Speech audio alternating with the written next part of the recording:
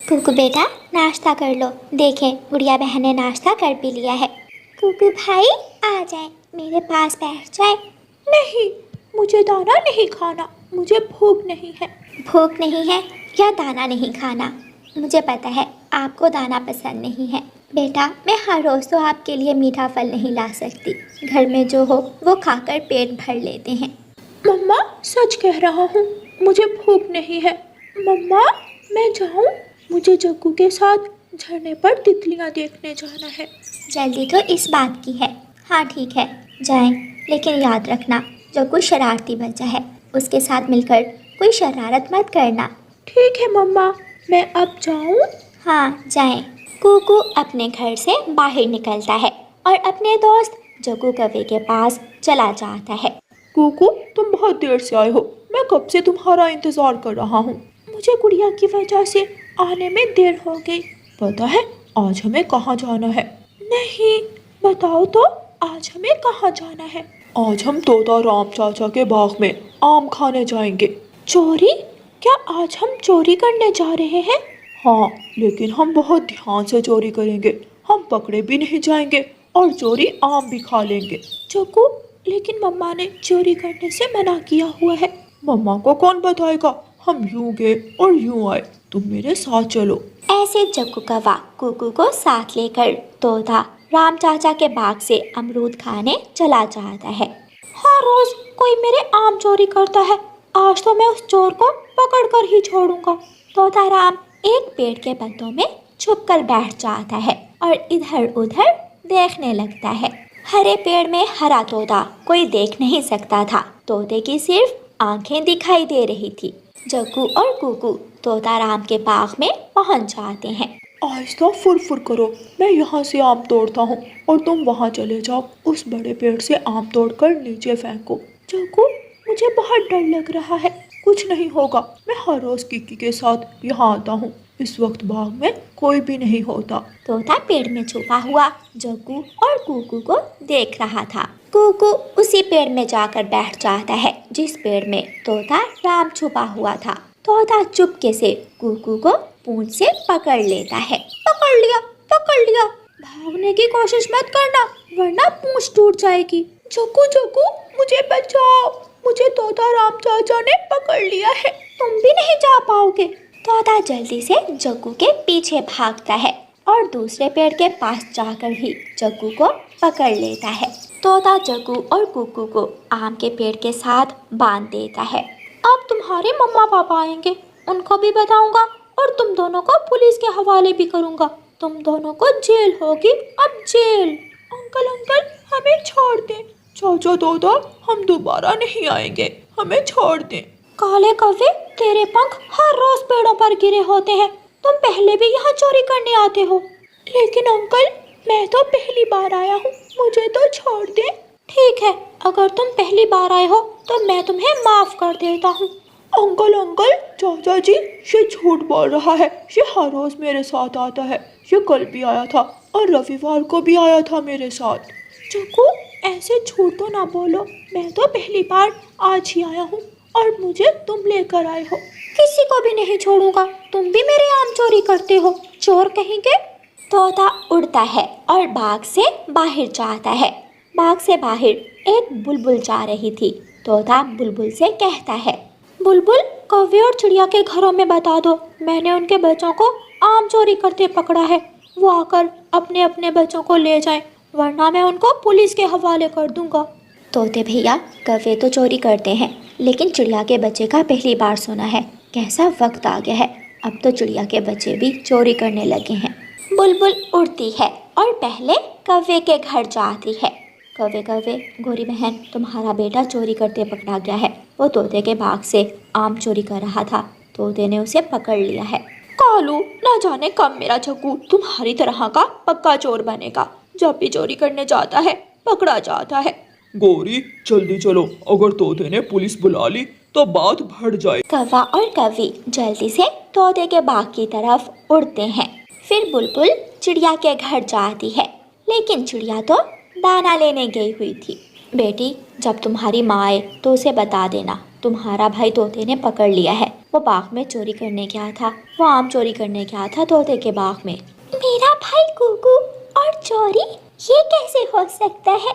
मैं जाती हूँ, जब तुम्हारी मम्मा आए तो बता देना। बुलबुल चली जाती है और गुड़िया रोने लग जाती है। कुकू भाई, आपने ऐसा क्यों किया? तोते जी, ये लो 100 रुपए और मेरे बेटे को छोड़ दो। नहीं, मैं पुलिस को बुलाऊंगा। तोते, अगर पुलिस को देना है तो उसे दो चिड़िया के बच्चे को, जो हर रोज मेरे बेटे को अपने साथ लाता है। जग्गू, बताओ बताओ बेटा, अपने चाचा तोते को। हाँ अंकल, मैं खेल रहा था कि कुकू मुझे यहाँ आम चोरी करने ले आया। ये झूठ है, सब झूठ बोल रहे हैं। तुझे तो पुलिस सीधा करेगी। मम्मा, मम्मा मुझे बचा ले। मम्मा, मुझे पुलिस के पास ना जाने दे। मुझे पुलिस से बहुत डर लगता है। कुकू को ऐसे रोता देखकर गौरी कव्वी हंस रही थी। तोता 100 रुपए लेता है और जग्गू को छोड़ देता है। मैं अभी घर जाकर पुलिस को फोन करता हूँ। तेरे तो पीछे भी कोई नहीं आया, चोर कहीं के। कुकू रोता रहता है। कव्वी और कव्वा जग्गू को वहाँ से ले जाते हैं। गुड़िया जल्दी से अपने घर से निकलती है और अपनी मम्मा को ढूंढने जाती है। कबूतर अंकल, मेरी मम्मा को कहीं देखा है क्या? गुड़िया बेटी, आपकी मम्मा अभी थोड़ी देर पहले नदी की तरफ जा रही थी। गुड़िया उड़ती है और जल्दी से नदी की तरफ चली जाती है। मम्मा मम्मा, बहुत बुरा हुआ। भाई, भाई कुकू। गुड़िया बेटी, जल्दी बताओ क्या हुआ है आपके भाई कुकू को। मम्मा, भाई चोरी करते हुए पकड़ा गया है और तोता राम अंकल भाई को पुलिस को देने वाले हैं। अभी अभी मुझे बुलबुल आंटी बता कर गई है। हाय, मैं मर गई। मेरा कुकू ऐसा नहीं कर सकता। गुड़िया बेटी, जल्दी मेरे साथ चलो। मम्मा चिड़िया गुड़िया को साथ लेकर जल्दी से उड़ती है और तोता राम के आमों के बाग की तरफ जाती है। अपनी मम्मा को देखकर कुकू फिर से रोने लग जाता है। मम्मा, मुझे बचा ले। मुझे पुलिस से बहुत डर लगता है। मम्मा, मुझे बचा ले। जब चोरी की तब तो डर लगा नहीं तुम्हें। तोते भैया, मेरा बेटा ऐसा नहीं है। न जाने कैसे मेरा बेटा जग्गू कव्वे की बातों में आकर चोरी करने आ गया। रानो बहन, मुझे सब मालूम है। आपको मैंने इसीलिए बुलाया है ताकि आपको सारी बात का पता चल सके। कुकू अब आवारा पक्षियों के साथ घूमने फिरने लगा है। तोते भैया, मैं समझाऊंगी अपने बेटे को। अब आप इसे छोड़ दें और इसे पुलिस के हवाले ना करें। तोता कुकू को छोड़ देता है और मम्मा चिड़िया अपने बेटे को साथ लेकर अपने घर चली जाती है। लो मेरे बेटे कुकू, ये दाना खा लो। नहीं मम्मा, ये तो मीठा फल ही खाएगा और वो भी चोरी का। मम्मा, गुड़िया को मना करें, मुझे तंग मत करें। मैं पहले ही आपसे बहुत शर्मिंदा हूँ। मम्मा, मुझे माफ़ कर दें। आज मेरी आंखें खुल गई हैं कि हमें हमेशा अपनी मम्मा का कहना मानना चाहिए और जग्गू जैसे बुरे पक्षियों से दूर ही रहना चाहिए। फिर वह सब हंसी खुशी दाना खाने लग जाते हैं। कुकू को आज बहुत बड़ी सीख मिली थी कि बुरे कामों का अंत हमेशा बुरा ही होता है। प्यारे दोस्तों, इस कहानी को लाइक, अपने दोस्तों के साथ शेयर और चैनल को सब्सक्राइब करना बिल्कुल मत भूलना। आपका धन्यवाद। दूर किसी जंगल में एक चिड़िया रहती थी जो किसान चिड़िया थी। वह अपने खेतों में खेती बाड़ी का काम करती। वो बहुत मेहनत से काम करती थी। उसके पास एक गाय भी थी। चिड़िया अपनी गाय का दूध निकालती, कुछ दूध घर में रख लेती और कुछ दूध बेच देती। घर के दूध से चिड़िया शुद्ध देसी घी बना लेती। सब्जियां उसके खेत में हो जाती। चिड़िया अपने खेत से ज़्यादा सब्जियां तोड़कर अपनी बैलगाड़ी पर लादती और शहर वाले जंगल ले जाती। भाई कबूतर, आज मैं कद्दू, टमाटर और भिंडी लेकर आई हूँ। इन दिनों मंडी में टमाटर की बहुत मांग है। चिड़िया, तुम्हारी टमाटर की फसल तुम्हें अच्छा मुनाफा देगी। चिड़िया सब्जियां बेचकर पैसे लेती है और चली जाती है। थोड़ी दूर एक बड़ा सा ढाबा था। चिड़िया वहाँ रुकती है। मैं आज इस ढाबे से अपने लिए और अपनी बेटी के लिए खाना ले जाती हूँ। अपनी बैलगाड़ी एक तरफ खड़ी करके चिड़िया जाने लगती है। चिड़िया रुको रुको, अपनी ये बैलगाड़ी यहाँ से निकालो, तुम्हारा बैल यहाँ पर गोबर कर देगा। कवि बहन, मैंने सड़क किनारे ही तो खड़ी की है अपनी बैलगाड़ी, कौन सा तुम्हारी दुकान के अंदर खड़ी कर दी है। ज्यादा बातें मत करो, ले जाओ अपनी इस बैलगाड़ी को यहाँ से, वरना मैं तुम्हारे बैल को बहुत मारूंगी। चिड़िया बैलगाड़ी वहाँ से हटाती है और थोड़ी और आगे खड़ी कर देती है। बड़ी बड़ी आंखों वाला एक कौवा ढाबे का मालिक था। दूर दूर हो जाओ, तुम ढाबे के अंदर मत आओ, तुम्हारे पंखों पर मट्टी लगी हुई है, मेरा सारा ढाबा खराब हो जाएगा। कौवे, मैं किसान चिड़िया हूँ और किसानों के पंख ऐसे ही होते हैं। हम किसान मट्टी में काम करेंगे तो मट्टी तो लगेगी ही ना। मैं यहाँ खाना लेने आई हूँ। नहीं है तुम जैसी गंदी चिड़िया किसान के लिए यहाँ खाना। चिड़िया बहुत बेइज्जती महसूस करती है और वहाँ से चली जाती है। मम्मा, आपने तो कहा था कि आज आप खाना शहर वाले जंगल से लाएंगी। बेटी, मैं गई थी वहाँ खाना लेने, मगर ढाबे के मालिक ने मुझे डांट कर निकाल दिया। क्या आपके पास पैसे नहीं थे? पैसे तो थे, मगर उसने कहा कि मेरे पंख गंदे हैं, मट्टी लगी हुई है। अगर हम किसान फसलें ना उगाएं और सब्जियां शहर तक ना पहुंचाएं, तो ये शहर वाले पक्षी कैसे जिंदा रहें? सबके ढाबे, सबके कारोबार बंद हो जाएं। बस बेटी, यही बात तो सोचते नहीं है बड़े बड़े शहरों में रहने वाले। अगले दिन चिड़िया अपनी चावल की फसल काटती है। वो चावल की फसल बोरियों में भरती है और फिर से अपनी बैलगाड़ी पर लादती है और शहर वाले जंगल चल देती है। चिड़िया अपनी बैलगाड़ी पर जा रही थी कि चिड़िया का बैल गोरी कव्वी की दुकान के सामने गोबर कर देता है। इस चिड़िया के गंदे बैल ने तो मेरा जीना हराम कर रखा है। गोरी कव्वी गुस्से में चिड़िया के पीछे जाती है और उसे रोक लेती है।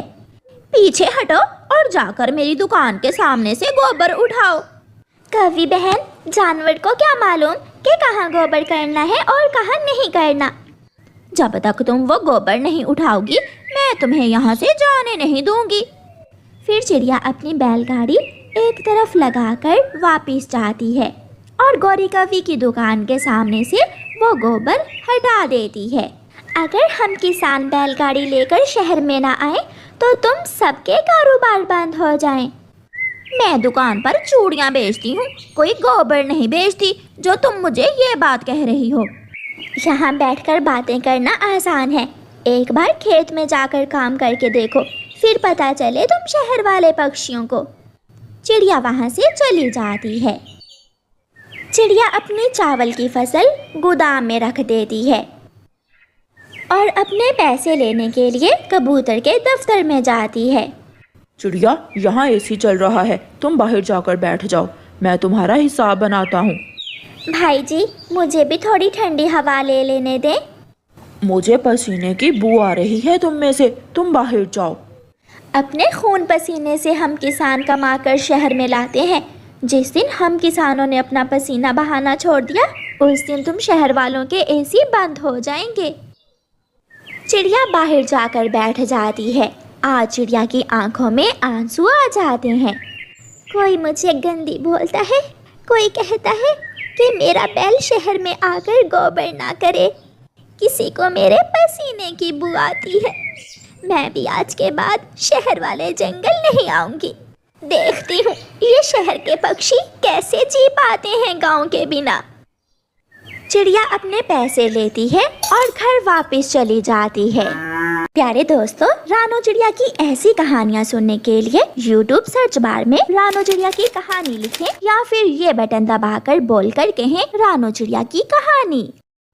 8 दिन गुजर जाते हैं। चिड़िया ना तो सब्जी लेकर शहर जाती है और ना ही कोई और फसल, क्योंकि अब चिड़िया दूसरे गांव-गांव जाकर अपना अनाज बेचने लगती है। तोते, मुझे 2 किलो ताज़ा ताज़ा टमाटर दे दो। टमाटर वो कहाँ से? मैं तो बहुत परेशान बैठा हुआ हूँ, 8 दिन से बैठा मक्खियाँ मार रहा हूँ। किसान अपनी सब्जियाँ लेकर शहर नहीं आ रहे। हम शहर वाले पक्षियों ने बेइज्जत कर करके गांव वाले पक्षियों को नाराज कर दिया है। मगर मैं सब्जी कहाँ से लूंगी? गौरी वापस चली जाती है। गौरी शाम तक अपनी चूड़ियों की दुकान पर बैठती है। कोई भी ग्राहक गौरी की दुकान पर नहीं आता। शाम के कबूतर की पत्नी लूसी कबूतरी वहाँ आती है। बहन, अगर कुछ पैसे हैं तो मुझे उधार दे दो। मेरे पति ने तो कल से मुझे खर्चा भी नहीं दिया है। वो क्यों लूसी? मेरा पति कबूतर मंडी में काम करता है। वो गांव वाले पक्षियों से फसलें खरीदता है, मगर कई दिन हो गए गांव वाले पक्षी अपनी फसल लेकर शहर आ ही नहीं रहे, इसलिए काम बंद है। ये सुनकर गौरी को अपनी बात याद आती है। उठा उठा अपना गोबर, गंदी चिड़िया, फिर दोबारा मेरी दुकान के सामने से ना गुजरना। मुंशी, एसी बंद कर दो और कुर्सी उठाकर बाहर हवा में रख दो। अगर काम नहीं चलेगा तो बिजली का बिल कैसे देंगे? कबूतर का एसी बंद हो जाता है। तोते का सब्जी का कारोबार। गौरी कवि की चूड़ियाँ भी अब बिकने से रही थीं। सब शहर वाले पक्षी परेशान हो जाते हैं। दोस्तों, अगर मेरी बात मानो तो हम सबको मिलकर गांव वाले जंगल जाना चाहिए और जाकर किसानों से माफ़ी मांगनी चाहिए। अगर किसान शहर में नहीं आएंगे तो हम सब भूखे मर जाएंगे। इतने में ढाबे वाला बूढ़ा कौवा भी आ जाता है। मेरा धंधा तो चौपट पड़ा है, मेरे साथ चलो सब, हम किसानों से जाकर माफी मांग लें। जब तक किसान शहर नहीं आएंगे कुछ नहीं चलेगा। फिर वो सब शहर वाले पक्षी एक बड़ी बस में बैठकर गांव वाले जंगल जाते हैं। पहली बार बेलों और पौधों पर लगी हुई सब्जियां देखकर गौरी कवि बहुत खुश हो रही थी। चिड़िया बहन, हमें माफ़ कर दो, हम सब तुमसे माफ़ी मांगने आए हैं। अपने दूसरे किसान दोस्तों से भी कहो कि शहर में आ जाया करें, क्योंकि जब से किसानों ने शहर आना छोड़ दिया है हम सब भूख से मर रहे हैं। नहीं, मैं शहर नहीं जाऊंगी। मेरा बैल सड़क किनारे गोबर करता है और इस मंडी वाले भाई कबूतर को ठंडे एसी में बैठकर हम किसानों से पसीने की बू आती है। कहाँ चिड़िया, जब से काम बंद हुआ है एसी भी बंद हो गया है। और ये जो बड़ी आंखों वाला चाचा कौवा है, इसने मुझे अपने ढाबे से खाना तक नहीं दिया था। फिर वो सारे पक्षी चिड़िया से माफ़ी मांगते हैं और चिड़िया किसान मान जाती है। चिड़िया अपनी फसलें और सब्जियां तोड़कर अपनी बैलगाड़ी पर लादती है और सब पक्षियों को साथ लेकर एक बार फिर शहर वाले जंगल चल देती है।